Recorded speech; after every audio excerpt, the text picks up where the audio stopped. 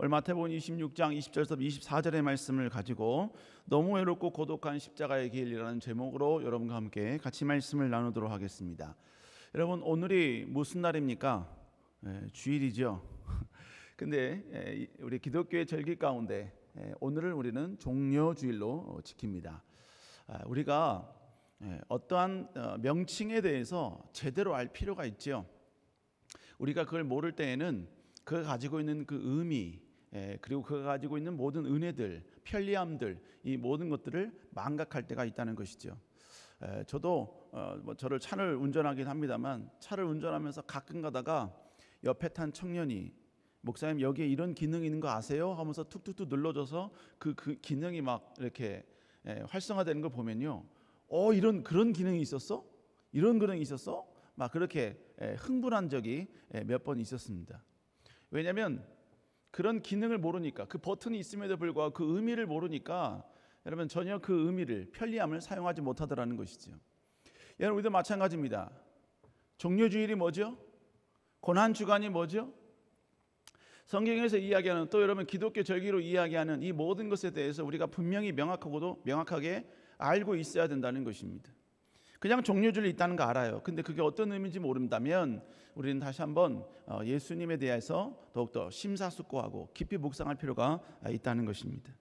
여러분, 주님은 십자가에 못 박히기 위해서 예루살렘에 입성하죠. 그때 수많은 사람들이 예루살렘에 입성하시는 예수님을 종려나무를 흔들면서 예수님을 환영합니다.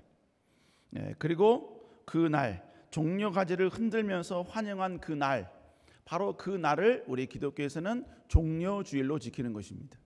그러므로 종려주일은 바로 하루를 의미하는 것이지요. 바로 주일, 이 한 날을 의미하는 것입니다. 그리고 이 종려주일을 시작으로 이제 일주일간의 고난주간이 시작이 되는 것이죠. 여러분, 고난주간이란 결국 뭡니까? 예수님께서 이 땅에 오신 그 목적을 이루시기 위하여서, 완벽하게 성취하기 위하여서 고난의 길을 걸었던 그 기간, 바로 그것이 고난주간이다라는 것입니다. 여러분, 그렇기 때문에 예수님께서는 고난주간 가운데 금요일에 십자가에 죽으시고, 금요일서부터 금토주일까지 3일을 무덤에 계시다가, 그리고 3일째 되는 주일날 새벽에 부활을 하게 되신 것입니다. 여러분, 그러므로 결국 종려주일을 시작으로 시작되는 이 고난주간, 이 기간은 어떤 기간이냐? 그냥 매번 교회에서 1년에 한 번씩 이야기하고 강조하는 그런 기간이 아니라, 여러분, 이 기간은 예수 그리스도께서 이 땅에 오신 그 목적을 분명하고도 명확하게 성취하는 기간이었습니다. 예수님의 그 모든 33년의 기간 동안에 여러분 가장 힘든 기간이셨고, 가장 고통의 기간이었고, 가장 고난의 기간이었다는 것입니다. 여러분, 예수님이 이 땅에 오신 목적이 뭡니까? 마태복음 20장 28절은 예수님이 이 땅에 오신 목적이 무엇인지 명확하게 우리에게 소개해 줍니다. 우리 한번 읽어볼까요? 시작. 인자가 온 것은 선기를 받으려 함이 아니라. 예수님이 이 땅에 오신 목적은 분명했습니다. 자기 목숨을 많은 사람의 대속물로 주려 함이니라. 이건 다른 말로 이야기하면 구원 얻을 수 없는 인간들을 위해서 구원 얻게끔 하기 위한 그 모든 과정들을 완벽하게 이루시기 위하여서 예수 그리스도가 이 땅에 오셨다는 것입니다. 여러분, 예수 그리스도는 우리를 부유하게 만들기 오신 게 아니에요. 여러분 풍족하게 만들고, 여러분 능력이 부족한데 그 부족한 능력 속에서 뭔가를 합격하게 만들고, 위대한 여러분 부귀를 누리고 떵떵거리고 살게 하게끔 하나님께서, 예수님께서 이 땅에 오신 목적이 아니라는 것입니다. 여러분, 그 모든 것들은 덤이에요. 예수님이 이 땅에 오신 진정한 목적은 뭐냐? 바로 우리를 구원하기 위함인 줄로 믿습니다. 그러므로 여러분, 예수님께 기도는 하되, 나의 평안과 안락을 위해서 하나님께 기도는 하되, 예수 그리스도께서 이 땅에 오신 그 구원의 목적에 대해서 침묵하고 있다면 여러분, 그는 반쪽짜리 그리스도인이라고 말할 수밖에 없다는 것입니다. 여러분, 그렇다면 고난의 길을 가셨던 주님은 과연 어떤 심정이었는가? 이 땅에 오신 그 목적을 완벽하고도 완전하게 이루셨던 그 길을 가셨던 예수님은 과연 어떤 심정으로 그 길을 걸어가시게 되었는가? 오늘 본문을 통해서 우리가 한번 살펴보기를 원합니다. 여러분도 잘 아시는 내용이죠. 미국의 한 언론에서 공개적인 질문을 했습니다. 미국 동부 뉴욕에서 서부 LA까지 가는 가장 빠른 길은 무엇입니까? 수많은 사람들이 많은 대답을 했습니다. 그런데 그 중에 선택된 답은 무엇이었냐면 바로 연인과 함께 가는 길, 바로 그 길이 가장 빠른 길이었다는 것이죠. 여러분, 연인과 함께 가는 길, 이 함께라는 이 단어는 결국 뭘 의미하겠습니까? 모든 어려움, 그리고 모든 외로움, 때로는 모든 뭡니까? 마음 가운데 있는 또 무거움, 이 모든 것들을 다 극복하게 해주는 힘, 그 힘이 함께라는 이 단어 속에 담겨져 있다는 것이죠. 여러분, 밥을 왜 드십니까? 저는 밥을 먹는 유일한 목적은 배고파서 먹습니다. 이 배고픔을 극복하기 위해서 먹습니다. 그 이후에 그 어떤 목적도 전혀 없어. 아직까지는 그래요. 그래서 여러분, 저는 혼자 밥 먹는 것을 두려워하지 않습니다. 하지만 김밥을 혼자 먹는 건 좀 그렇더라고요. 길거리에서 샌드위치를 먹는 것은 좀 그렇더라고요. 하지만 저는 혼자 어디서 가서 식사하는 거 그렇게 크게 두려워하지 않습니다. 또 하나 혼자 먹든 둘이 먹든 그것에 그렇게 크게 연연하지 않습니다. 하지만 함께하는 식사가 그 어떤 식사보다도 훨씬 더 화려하지요. 그리고 멋지지요. 아름답지요. 결국 이 함께라는 단어는 우리의 좀 부족함, 때로는 외로움, 때로는 지루함, 이 모든 것들을 극복하게 해주는 힘이 이 안에 있다는 것입니다. 그런데 이 함께라는 이 관점에서 배신이라는 단어를 우리 어떻게 해석할 수 있을까요? 여러분, 함께라는 이 관점에서 배신은 이런 겁니다. 함께, 영원히 함께 할 줄 알았던 상대방이 자신의 유익을 위해서 함께하며 싸울 수 있는 그 모든 신뢰를 철저히 부셔버린 것, 바로 이것이 배신이라는 의미가 되겠지요. 여러분, 그래서 배신은 상대방에게 큰 상처를 주는 행위이면서 용서받기 쉽지 않은 행위라는 것입니다. 그래서 양다리, 그래서 바람, 여러분, 이런 것들은 용서가 아니 되는 것입니다. 오늘 본문은 이 함께함이 완전히 부서지는 배신의 모습을 리얼하게 보여주는, 주님께서 십자가에 못 박히는 그 고난 주간에 목요일에 있었던 그 참담한 사건을 우리에게 소개해 주고 있습니다. 여러분, 주님은 이제 주님의 입장에서요, 이제 내일이면 십자가의 길을 걸어가셔야 합니다. 고통의 길이고 아픔의 길이고 수치의 길이고 그 십자가에서 이제 물과 피를 다 쏟으셔야만 하는 상황입니다. 여러분, 육체적으로는 힘든 사명의 길이죠. 하지만 예수님은 예수님의 그 명예라는, 예수님의 그 위치에서의 보는 어떤 그 육체적인 고통보다도 더 참담함과 참혹함이 있는 길이 바로 이 고난의 길이었습니다. 왜냐하면 하나님이 인간을 창조하셨잖아요.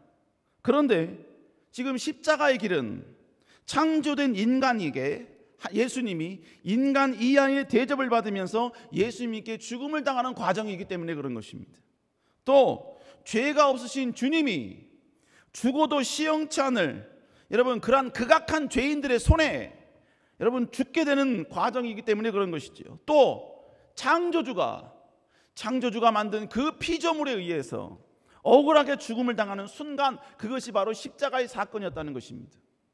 여러분, 그렇기 때문에 예수님의 입장에서 그 모든 과정들은 쉽지 않은 과정이었고, 모든 수치와 모든 모욕과 모든 억울함을 철저히 여러분이 견디면서 가야 되는 길이었다는 것이죠.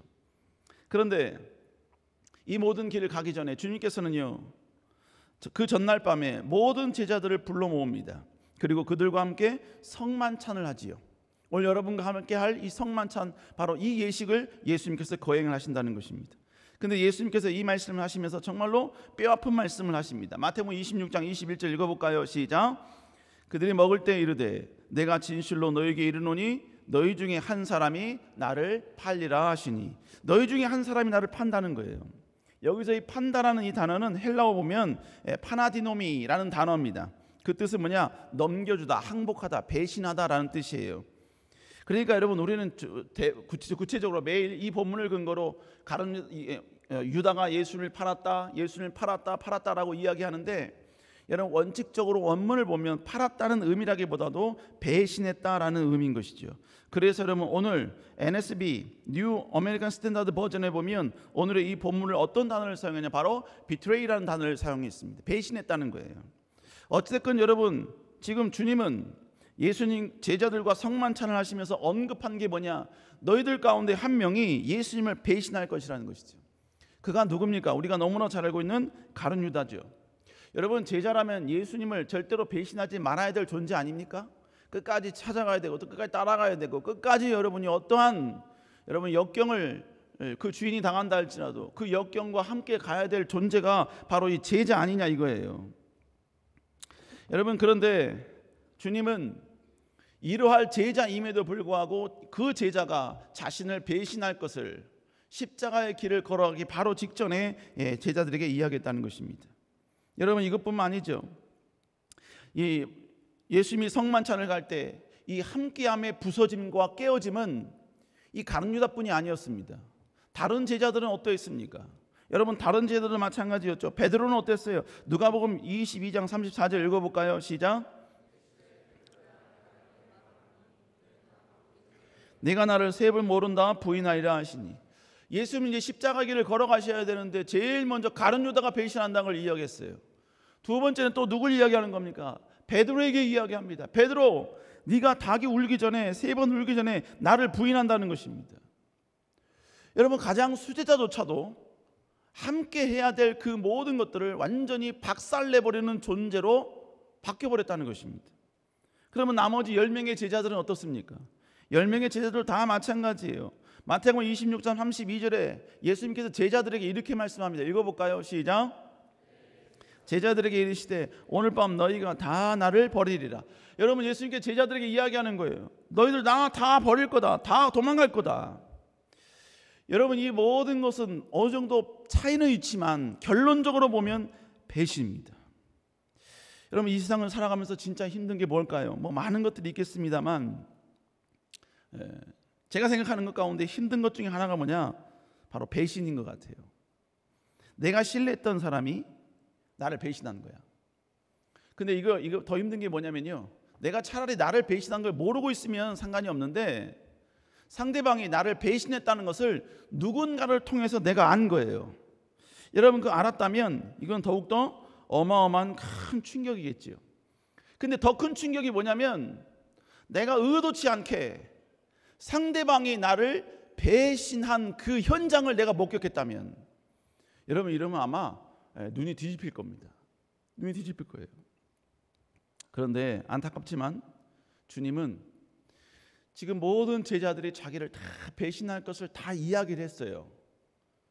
그런데 예수님은 안타깝게도 이 제자들이 배신하는 그 현장을 다 목격을 하십니다. 차라리 안 보셨으면 좋았을 텐데, 차라리 보지 않으셨으면 좋았을 텐데, 차라리 모르셨으면 좋았을 텐데.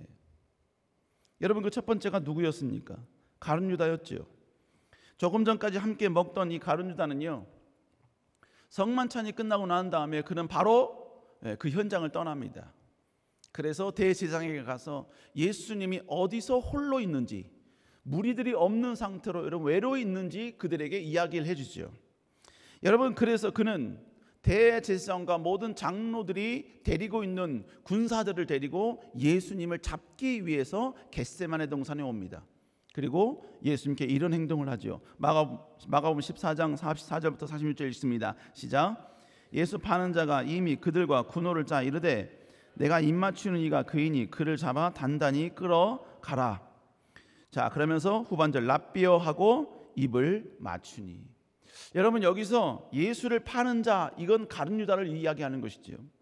그러니까 지금 예수님께서는 가룟 유다가 자기에게 와서 입맞춤할 때 그게 자신을 향한 철저한 배신 행위라는 것을 주님은 다 아셨습니다. 그래서요, 여러분, 그에게 뭐라고 말하냐면요, 네가 원하는 걸 행하라, 이렇게 이야기하시지 않습니까? 여러분, 예수님은 가룟 유다가 예수님의 그 눈앞에서 자신을 배신하는 것을 보셨다는 것입니다. 그렇다면 이 상황에서 예수님이 그렇게 잡히시던 그때 모든 제자들은 어떠했습니까? 마태복음 26장 56절 한번 읽어볼까요? 시작. 이에 제자들이 다 예수를 버리고 도망하니라. 여러분, 예수님이 잡히는 그 모습을 보자마자 제자들은 누구라 할 것 없이 다 도망갔어요. 예수님을 버리고 도망갔습니다. 그렇다면 예수님께서는요, 지금 오늘 본문의 저자 마태는 그 당시 예수님을 버리고 도망가는 제자들의 관점에서 지금 오늘의 본문을 설명해 주고 있어요. 그러면 이 오늘의 본문을 보면 예수님의 관점과 예수님의 시각으로 여러분 오늘 본문을 해석하면 어떻게 되겠습니까? 예수님은 지금 예수님을 피해서 도망가고 있는 모든 제자들의 등을 보고 있는 것입니다. 어떻게든 빨리 도망가려고 여러분 그렇게 온 힘을 다해서 사방으로 흩어지고 있는 그 배신하는 그 배신의 등을 예수님은 지금 보고 계셨다는 것입니다. 여러분 그래도요, 베드로는 수제자였지요. 그래서 그는 도망가진 않아요. 하지만 그는 멀리서 예수님을 따라갑니다. 그래서 대제사장의 뜰, 가야바의 집의 뜰까지 찾아갑니다. 예수님을 따라가요.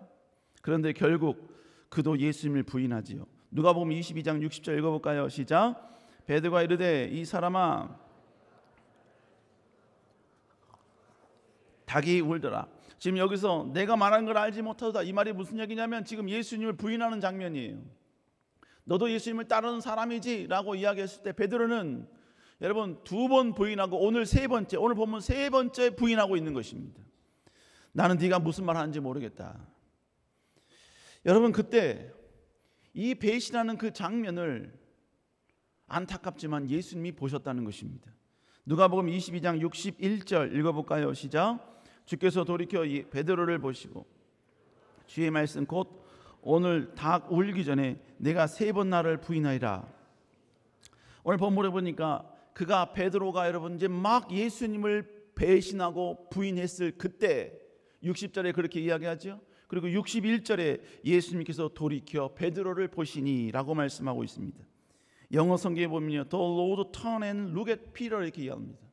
예수님께서 몸을 돌려 여러분 지금 피터를 보신 거예요. 베드로를 지금 보신 것입니다. 예수님은 지금 오직 하나님 나라 영광을 위해서 가는 그 외로운 십자가의 길, 제자들을 위해서 가는 길이었고 이 땅에 존재하는 모든 인간들을 위해서 가는 그 길이었는데 예수님은 그 현장에서 마지막까지 함께 해줄 것만 같은 희망이 있었던 그 모든 제자들의 배신, 그리고 여러분 예수님을 피해서 도망가는 그 모든 현장들을 예수님은 전부 다 목격을 했다는 것입니다. 여러분 이 배신은 정말 견디기 쉽지 않은 배신이었을 것입니다. 몸이 아픈 것보다 예수님은 그 마음이 누구보다도 더 아팠을 것이고 더 고통스러웠을 것입니다. 그런데 예수님은 이 세상 그 어떤 고통과 비교할 수 없는 그 배신의 아픔을 이끌고 외로이 십자가의 길을 걸어가셨다는 것입니다.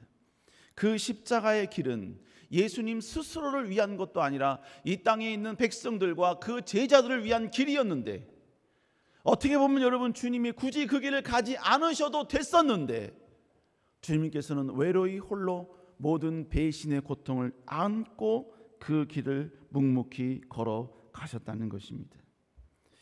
여러분 결국 그러면 주님의 이 배신의 상처를 안고 십자가를 지신 이유가 무엇이겠습니까? 여러분 그 이유는 뭐냐면 어떤 상처가 있을지라도 주님은 주님의 길을 가겠다는 것입니다. 주님이 땅에 오신 이유가 뭐였지요? 우리를 구원하기 위함이었지요. 이것이 주님의 제1사명이었고 이 땅에 오신 목적이었습니다. 그리고 그 구원을 이루기 위해 제자들을 부르신 것입니다. 그런데 제자들이 부인했지요. 배신했지요. 제자들뿐만 아니라 여러분 그 당시에 모든 예수님을 따르는 모든 사람들도 여러분 전부 다 예수님을 모른다 하였지요. 여러분 예수님은 그 상처를 안고 여러분 그 자리에서 주저앉으신 것이 결코 아니었습니다. 예수님께서는 그 아픔 때문에, 상처 때문에 하나님이 자신을 이 땅에 보내신 그 목적을 뒤집어 엎는다거나 하나님을 향하여 다시 배신하여서 예수님이 이 땅에 오신 그 목적을 다시 찢어버리고 짓밟는 행위를 하지 않으셨다는 것입니다. 예수님께서는 그 배신과 아픔의 상처를 그대로 안고 예수님은 그대로 그 길을 걸어가셨습니다. 누구도 가지 않는 그 길, 누구도 환영하지 않는 그 길을 무조건 여러분 예수님은 여전히 달려가셨다는 것입니다. 어디까지 달려가셨습니까? 가장 최고의 수치의 상징인 십자가에까지 예수님은 달려가셨다는 것이죠. 그리고 예수님이 십자가에서 마지막으로 여러분이요 상처와 아픔을 안고 한마디를 하십니다. 누가복음 19장 30절 읽어볼까요? 시작. 다 이루었다 하시고 머리를 숙이니 영혼이 떠나가니라. 여러분, 예수님께서 뭐라 말씀하셨습니까? 다 이루었다. 다 이루었다는 얘기 뭘 말하는 겁니까? 예수님이 이 땅에 오신 그 목적, 그 이유, 이 땅에 있는 모든 영혼들을 살리기 위해서 내가 이 땅에 오신 자신이 이 땅에 오신 그 모든 삶의 목적, 이 모든 것을 완벽히 이루셨다는 것입니다. 예수님은 마지막 다 이루었다는 이 고백을 온전히 행하시기까지 짙은 고독과 견디기 힘든 외로움과 배신의 고통과 아픔을 견디면서 달려오셨던 것입니다.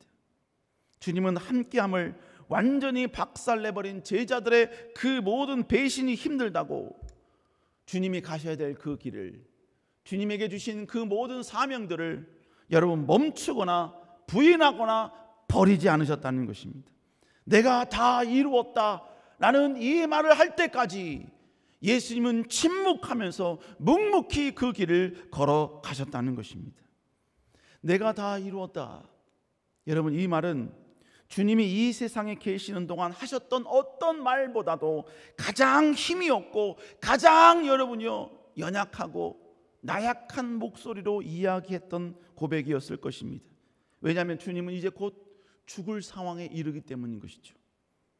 그러나 죽으시기 전에 하신 가장 약하고 힘없는 이 절규는 그 어떤 이 세상에 존재하는 말과 비교할 수 없는 강력한 선포이고, 여러분요 앞으로 태어날 모든 인류의 완벽한 구원을 외치는 위대한 축복의 선언일 뿐만 아니라 이 세상에 어떠한 인류의 영향을 미친 어떠한 업적보다도 비교할 수 없을 만큼의 그 위대한 여러분이요 성공과 완벽을 이루신 위대한 존엄의 선언이고 강력한 외침이셨다는 것입니다. 여러분, 그 고백이 있었기에 때로는 여러분 구원에 대해서 확신하지 못하는 자들이 구원을 확신할 수 있게 되는 것이고, 나 같은 죄인이 과연 천국 갈 수 있을 것인가에 대해서 끊임없이 나 자신을 학대하는 사람일조차도 오늘 내가 다 이루었다는 이 말씀을 근거로 내가 예수 그리스도를 믿는 믿음으로 구원을 얻을 수 있다라는 고백을 하게 만드는 위대한 능력의 말씀이라는 것입니다. 우리 사랑하는 성도 여러분, 우리 주님은 어떠한 배신과 아픔과 상처를 다 그 가슴에 안고 주님은 묵묵히 사명의 길을 걸어가셨습니다. 여러분, 이건 우리도 마찬가지입니다. 우리가 이 세상에 존재하는 이유가 뭡니까? 우리는 이 세상에 상처받지 않고 외로움과 고독을 전혀 느끼지 않으려고 존재하는 존재가 아닙니다. 우리를 이 세상에 보내신 그 하나님의 계획, 나를 통하여 영광받기를 원하시는 그 하나님의 놀라운 플랜, 뜻, 이 모든 것들을 온전히 이루기 위해서 우리는 존재하는 것입니다. 여러분, 인간이 만든 그 모든 것들은 인간을 위해서 존재합니다. 하다못해 여러분 종이컵이 하나 있어요. 이거 얼마 할까요? 10원, 50원 할까요? 여러분, 요즘은 거의 바닥에 10원 떨어져도 10원 주지 않지요. 그 정도로 하찮은 가치의 여러분 이 컵일지라도 이 컵은 제가 설교할 때 물을 마실 수 있는 이 기능을 담당하기 위해서 존재하는 것입니다. 결국 인간이 만든 모든 것들은 인간을 위해서 존재하듯 하나님이 창조한 그 모든 것들은 하나님을 위해서 존재하는 것입니다. 하나님을 예배하고 하나님을 경외하고 하나님을 송축하고 하나님의 뜻을 온전히 이루기 위하여 하나님이 창조한 우리 인간은 그 목적으로 우리는 존재하는 것입니다.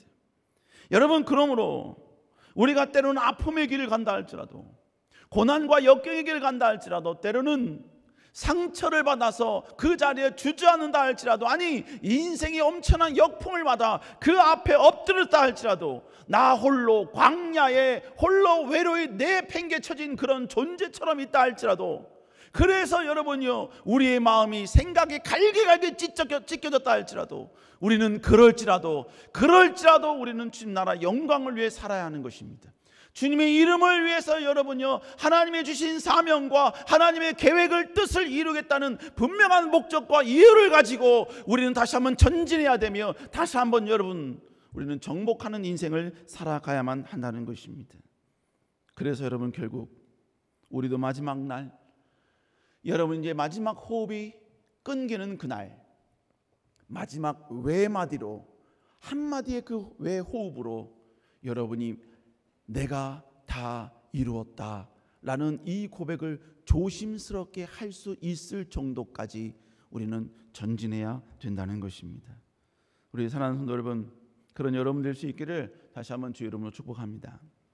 두 번째로, 여러분 주님의 이 외로운 십자가의 길은 우리 모두를 향한 하나님의 사랑 때문이었다는 것이죠.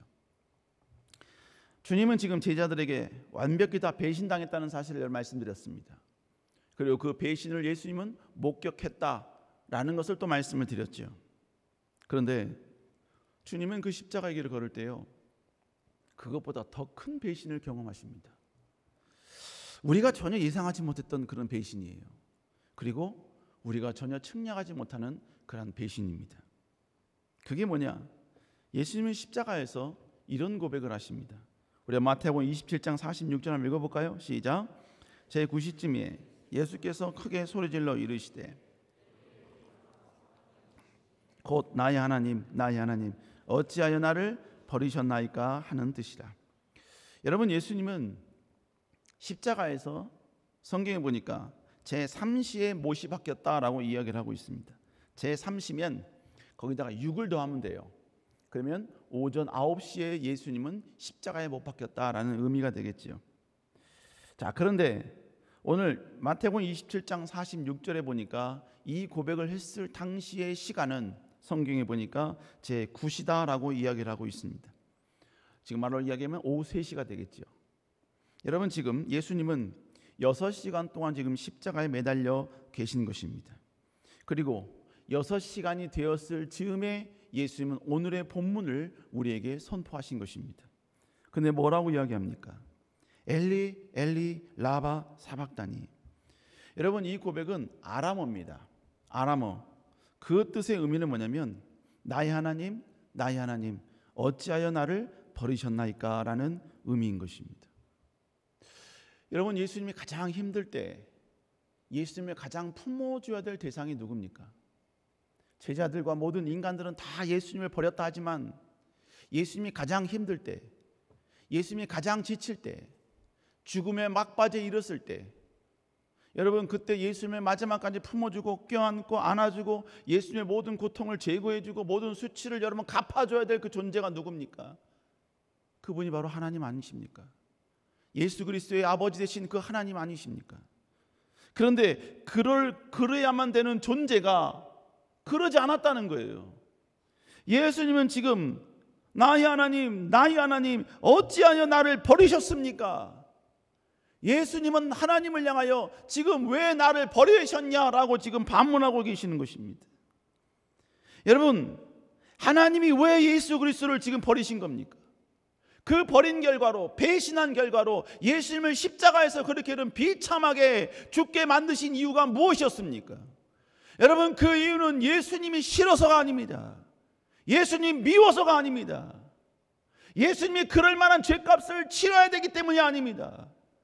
예수님이, 하나님께서는 그러실 수밖에 없는 이유는 예수님을 그렇게 철저히 여러분 십자가에서 대속 제물로 죽여야만이 앞으로의 우리 모든 인류의 죄, 예수 그리스도를 통해 구원받을 수 있는 모든 길들이 완성되기 때문에 그렇다는 것입니다. 그러므로 여러분, 지금 이 순간에는 결국 뭐예요? 우리 하나님은 우리를 사랑하시기 때문에 우리를 구원하시기 위하여서 철저히 예수 그리스도를 배신하고 계신 것이고 예수 그리스도를 외면하고 계신 것이고 예수 그리스도를 지금 등을 돌리고 계신다는 것입니다. 여러분, 우리가 지금까지 살아올 수 있었던 이유, 우리가 여기까지 오기까지 예수 그리스도의 복음이 우리에게까지 전달된 이유는 여러분들이 그럴 만한 가치가 있기 때문이 아닙니다.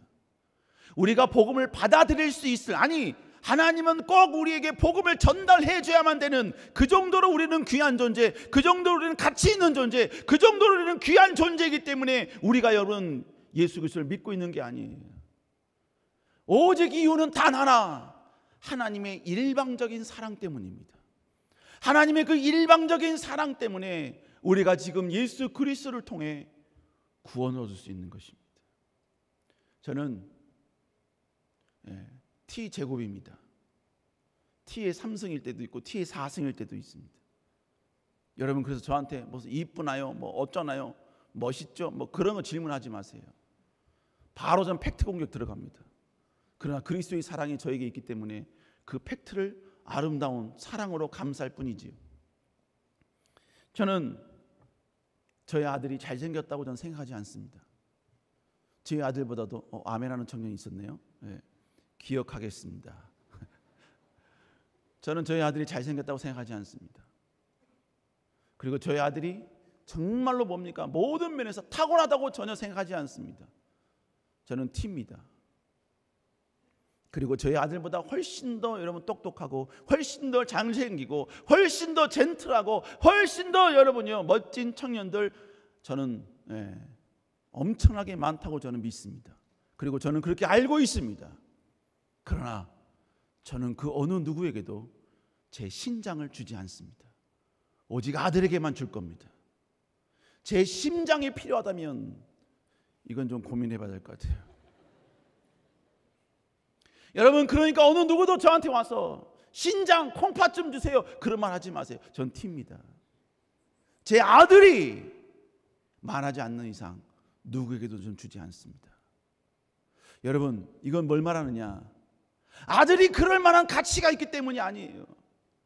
아들이 모든 사람에 비해서 훨씬 더 월등하고 이 나라와 이 민족과 그리고 뭡니까 온 인류를 향하여 어마어마한 큰 일을 할 수 있는 가능성이 아들이 있기 때문이 아니에요. 제 아들에게 제 신장을 줄 수 있고 제 심장까지도 줄 수 있는 기도하고 나서 그럴 이유는 뭐냐? 아들을 제가 사랑하는 저의 사랑의 마음 때문이라는 것입니다. 여러분 마찬가지라 이거예요. 우리는요 구원받을 수 없는 그런 존재인데 오직 하나님이 우리를 사랑하사 여러분 바로 예수 그리스도를 철저히 그 십자가에서 배신함을 통하여서 우리를 구원해 주셨다는 것입니다. 제가 온 청년들과 또 성도들과 성경 공부를 하면서요 제가 끝없이 이야기하는 내용이 있어요. 여러분 인생 가운데 가장 큰 감격이고 가장 큰 눈물이 나는 그런 순간이 언제입니까? 여러분 그러면요 다 이 땅에서의 성공, 이 땅에서의 어떤 뭐 합격, 이 땅에서의 어떤 풍요 다 여기에 집중돼 있어요. 그러나 여러분 우리가 이 땅을 살면서 최고를 얻은 최고의 축복 감격은 뭐냐? 여러분 예수님으로 말미암아 얻은 구원인 것입니다. 구원인 거예요. 이게 얼마나 위대한지는 어디서 깨? 여러분 죽어봐야 알아요. 진짜 천국에 가봐야 돼요. 천국 가기 전에 그 뭡니까 어마어마한 지옥을 내가 직접 보고 그걸 여러분요 경험 못하겠지요. 그걸 직접 보면 예수님을 통하여서 내가 구원받은 게 얼마나 큰 감격인지 천국의 그 영광 천국의 그 감격을 내가 보는 순간 경험하는 순간 내가 예수 그리스도를 믿어 구원 얻게 된 것이 얼마나 큰 감격이고 감사인지 그때 깨닫게 되는 것입니다. 그때 좀 늦지요. 그러나 은혜 받으면 여러분 그 감격의 일부를 우리가 체험할 수 있게 되는 것이죠. 우리 사랑하는 여러분 우리는 하나님께 받을 수 있는 최고의 사랑을 이미 받고 있어요. 그게 뭡니까? 구원이에요. 구원. 여러분 그리고 그 구원을 온전하고도 완벽하게 이루는 기간이 어떤 기간이냐? 바로 고난주간이라는 것입니다. 고난주간이라는 거예요. 여러분 그러므로 우리는 이 고난주간 주님의 그 고난과 전혀 상관없이 살아가는 게 아니라 우리는 다시 한번 이 고난주간을 묵상하면서 우리는 보내야 될 줄로 믿습니다. 여러분 저는 뭡니까 오늘의 이 본 말씀을 준비하면서요 기도했어요. 주님 설교하다가 울지 않게 해주십시오. 기도했습니다. 왜냐하면 그 홀로 외로이 십자가에 계신 그 주님을 생각하니까. 그리고 또 하나 감사했던 건 주님 내가 주님이 십자가에서 못 박히는 그때 그 현장 그 시대에 태어나지 않게 하시니 감사합니다. 그때 태어났으면 나도 예수님을 배신했을 겁니다. 그러나 나는 예수님을 배신한 그런 존재로 살고 싶지는 않습니다. 우리 사랑하는 청년 여러분, 예수님이 우리를 위해서 죽으신 그 과정, 그 위대한 그 길이 고난주간입니다. 이 고난주간에 여러분 다시 한번 예수님의 그 고난을 생각하시면서 그 십자가에 여러분 동참할 수는 없습니다. 우린 죽을 수 없어요. 그러나 다시 한번 그 주님의 그 놀라운 은혜에 감사하며 다시 그 십자가의 길에 자그마나마 동참할 수 있는 여러분 되시기를 다시 한번 주의 이름으로 축복합니다. 여러분, 그래서 오늘서부터 일주일간 여러분 고난주간 여러분 저녁 기도회를 진행합니다. 여러분 다른 거 못 나와도 여러분에게 뭐 금식해라, 뭐 아침 저녁 2번 금식해라, 뭐 이렇게 말하진 않겠어요. 왜? 그렇게 말했다가 또 개종하는 청년이 있을 수 있기 때문에 그러지는 않겠습니다만, 여러분 마지막 주님의 그 죽으심, 나를 위해서 가셨던 그 십자가의 길, 그 길을 묵상하시면서 여러분 다시 여러분 저녁 기도에 나와서 하나님께 함께 기도할 수 있는 여러분 되시기를 다시 한번 주의 이름으로 축복합니다. 그리고 주님께서 그 길을 가시기 직전에 성만찬을 진행하셨어요. 그리고 이것을 너희는 평생 기억해라. 오늘 여러분에게 나눠드린 이 떡, 이건 예수님이 우리를 위해서 죽으신 그 몸을, 살을 상징하는 것이고, 먹는 포도주는 우리를 위해서, 우리 죄를 위해서 사하기 위해서 흘리신 예수님의 피를 상징하는 것입니다. 그러니까 여러분 그냥 무턱대고 여러분 마시는 것이 아니라 나를 위해서 죽으신 예수 그리스도의 그 피라는 것을 다시 기억하면서 여러분 오늘 예식에 참석하는 여러분 될 수 있기를 다시 한번 주의 이름으로 축복합니다.